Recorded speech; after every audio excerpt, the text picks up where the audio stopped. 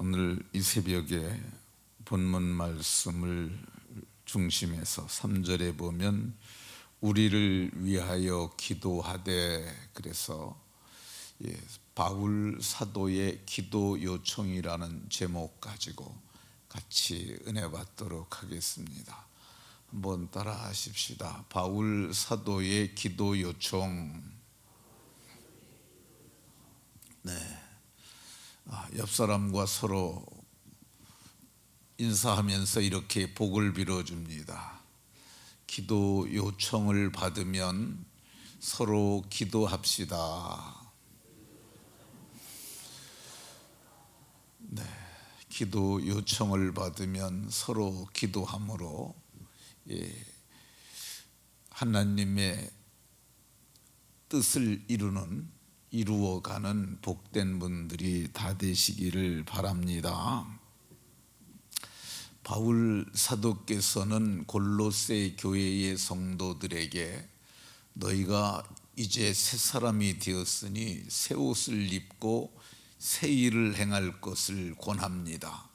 그 중에 하나가 기도하는 겁니다. 사도께서는 3절에서 우리를 위하여 기도하되, 이게 우리는 복음의 일꾼으로 전임 사역을 하는 자들이라 할 것입니다.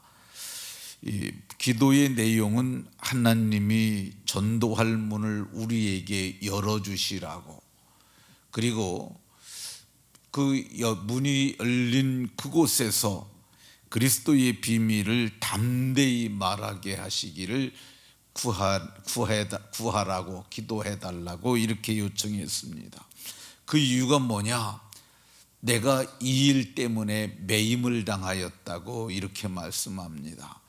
이 일 때문에 매였다는 말이 묶였다는 뜻인데, 이 묶였다고 쓰여진 매였다고 하는 원문의 의미 중에는 착고로 채워졌다라고 하는 표현도 있습니다. 어쨌든 사도는 이 일, 복음을 전하는 일과 자기는 묶인 사람, 하나가 된 사람이라고 이렇게 고백을 합니다.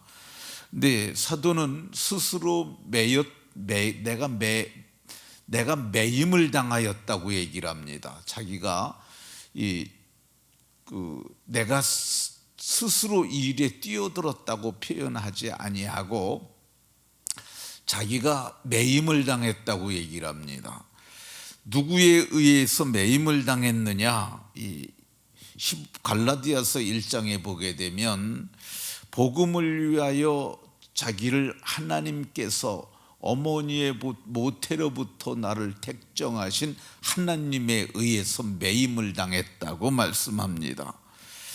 사도행전 9장에 보게 되면 바울 사도가 이 믿는 자들을 박해하려고 할 때 이 천상의 그리스도께서 그에게 나타나셔서 그에게 자기를 계시하실 때, 그때 바울 사도가 그리스도에 의해서 매임을 당합니다. 사도께서는 이 매임을 당해서 사흘 동안 참으로 먹지도 마시지도 않고 많은 생각을 하지 않았겠습니까? 그 사흘 만에 그는 하나님께서 자기를 복음을 위하여 택정한 사람이라는 것을 깨닫고 자기가 이방을 위한 이방인의 사도로서 하나님의 택한 그릇이라는 것을 알고 그때부터는 순복하기 시작을 합니다. 내가 나를 택하시고 나를 이렇게 세우셨으니 내가 이 일에 순복함이 마땅하다, 이렇게 말을 하고, 디모데후서 1장 11절에 가게 되면 내가 선포자와 사도와 교사로 세우심을 입었다고, 세우심을 입은 것을 기뻐하며 당당하게 여깁니다. 이 골로새서 우리가 보고 있는 이 책 1장 23절에 보면 나 바울은 복음의 일꾼이 되었다고 이렇게 얘기를 합니다. 내가 이제는 나를 복음으로 묶으신 그분의 뜻을 기꺼워하면서 감사함으로 그가 순종하는 일꾼이 되었던 것을 볼 수가 있습니다. 그러면 왜 사도께서는 이 복음을 위하여 매임당한 것을 부끄러워하지 아니하고 거부하지 아니하고 기꺼이 순종을 했을까? 그것은 이 바울 사도께서 하나님의 구속 경륜을 깨달았기 때문에 그렇습니다.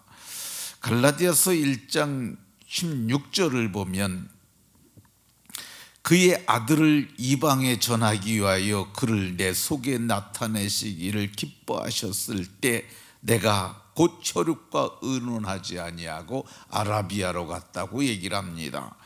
하나님께서 그의 아들 그리스도를 자기 속에 나타나시기를, 자기 속에 나타내시기를 기뻐할 때, 그러니까 바울 사도께서 다메섹에서 그리스도를 만났는데 그 이전까지는 바울 사도는 그리스도를 알지 못했어요. 그러니까 예수님께서 3년의 공생애를 사셨을 때 그 시대를 바울 사도도 같이 살았었어요. 그런데 이 바울 사도는 예수님을 알지 못했어요. 얼굴로 알지 못했고, 그러나 풍문으로는 서로 들었을 거예요. 바울 신학을 전공한 학자들은 뭐라 그러냐면 그 시대에 탁월한 두 인물이 있었는데 세상적 관점에서 봤을 때 하나는 바울이요, 하나는 예수님이었다는 거예요. 그런데 서로 마주치지 아니하고 이렇게 지나갔다가 이 예수님이 천상에서 자기를 계시하심으로 그때 예수님을 만나게 됩니다. 그때부터 하나님께서 그의 아들을 자기에게 나타나시길 기뻐하셨는데 예수님의 제자들은 3년 동안 예수님을 따라다니면서 함께 있으면서 예수님에게 수련을 받았다고도 할 수 있습니다. 3년 동안 있었어요. 근데 바울 사도에게는 그 기간이 없었어요. 그래서 사도는 자기가 내 혈육과 의논하지 아니하고, 이 혈육에는 동족들이나 형제들을 얘기를 하죠. 근데 그 모든 사실을 얘기하지 아니하고 아라비아로 갔다고 얘기를 합니다. 이 아라비아가 어디냐면은 그게 이제 이스라엘 백성들이 광야에서 지냈던 그곳이라고 하는 학자들이 많아요. 근데 거기서 이 하나님의 아들 그리스도와 자기 속에 나타나신 그 그리스도를 기뻐하면서 거기서 훈련을 받았다고, 그러니까 하나님과 거룩한 교제를 하면서 거기서 그리스도의 사도로서 세우심을 입는 온전해지기까지 있었다고 하는 학자들이 있습니다. 그러니까 그런 과정을 통해서 바울 사도께서 이제 매임당하는 것을 거부하기는커녕 오히려 기뻐하는 사람으로 그도 변화가 되었던 것으로 보여집니다. 왜 바울 사도께서 매임당한 것을 거부하지 아니하고 기꺼이 순종하였을까? 그것은 이 복음의 능력을 깨달았기 때문이죠. 이 로마서 1장 16절에 보면 내가 복음을 부끄러워하지 아니하노니, 이게 바울 사도님의 고백입니다. 내가 복음을 부끄러워하지 않는다고. 그 이유는 이 복음은 믿는 자들에게 구원을 주시는 하나님의 능력이 됐기 때문이라고 얘기를 합니다. 그러니까 복음의 능력을 깨달은 거야. 내가 가지고 있는 예수님의 대속의 복음, 이게 믿기만 하면 구원을 받는 하나님의 능력이 되니까 그게 유대인에게도, 그게 이방인에게도, 그리고 종에게도, 그리고 자유자에게 누구든지 믿기만 하면 구원을 받으니까 이게 얼마나 큰 일입니까? 죽어가는 자를 의사 하나가 살리면은 그 사람들을 보면 사람을 살리는 사람들이라고 그러잖아요. 근데 그게 살려봐야 몇 년 생명이 연장하는 거야. 그렇잖아요. 의사가 살려봐야 이 세상에서 그 육체의 생명 조금 연장하는 것밖에 없지 않습니까? 근데 이 복음으로 사람을 구원하게 되면 현세와 내세에서 영원히 그리스도와 함께 살 수 있는 그 능력이 있는 거야. 이 능력의 복음을 그가 깨달은 겁니다.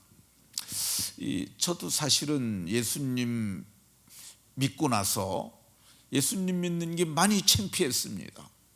그러니까 이제 그게 문화와 좀 상관이 있는데요. 저희 동네는, 제가 살던 시골 동네는 예수님을 믿는 사람들은 좀 어렵고 가난하고 그런 사람들이 믿었어요.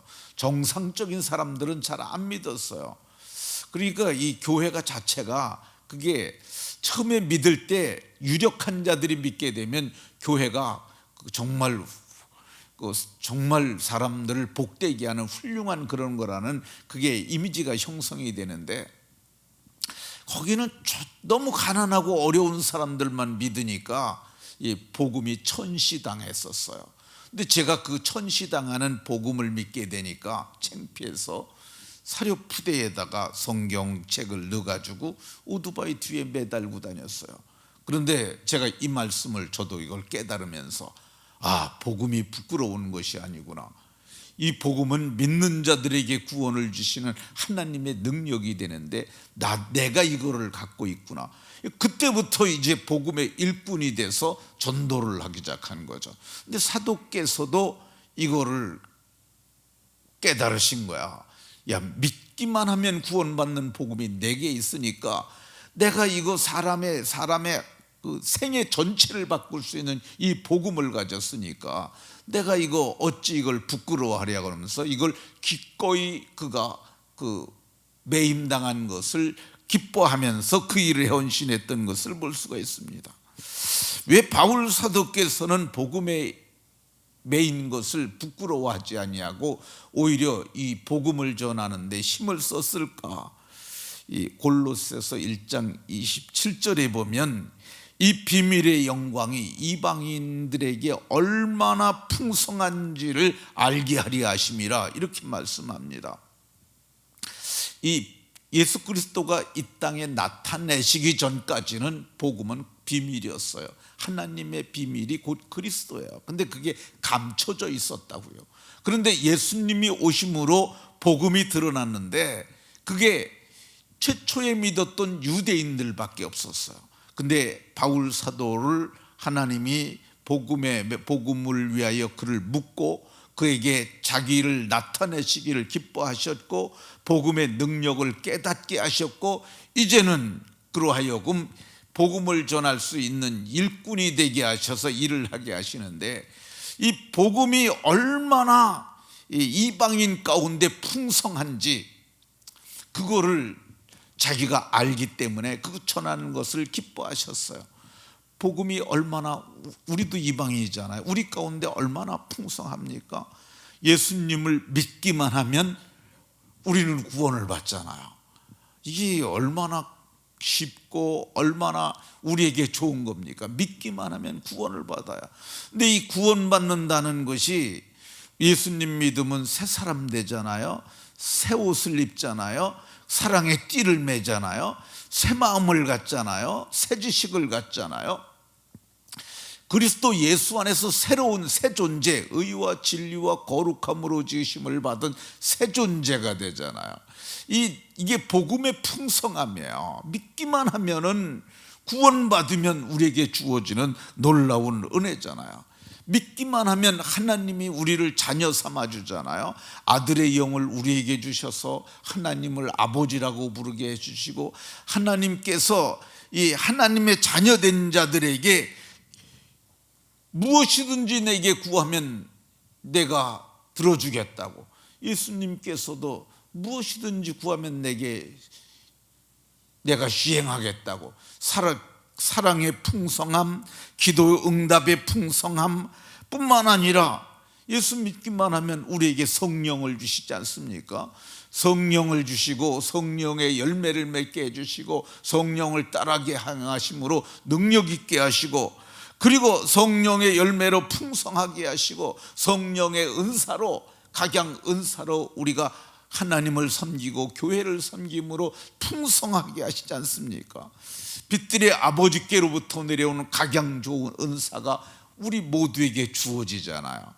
이루 말로 표현할 수 없는 이방인에게 주시는 복음의 풍성함을 알았기 때문에 바울 사도께서는 이 복음에 매인 것을 기꺼하며 자기 자신을 스스로 말하기를 나는 그리스도의 종이라고, 내가 이 일에 헌신된 것을 기뻐한다고 하면서 평생을 하나님 앞에 살았던 것을 봅니다.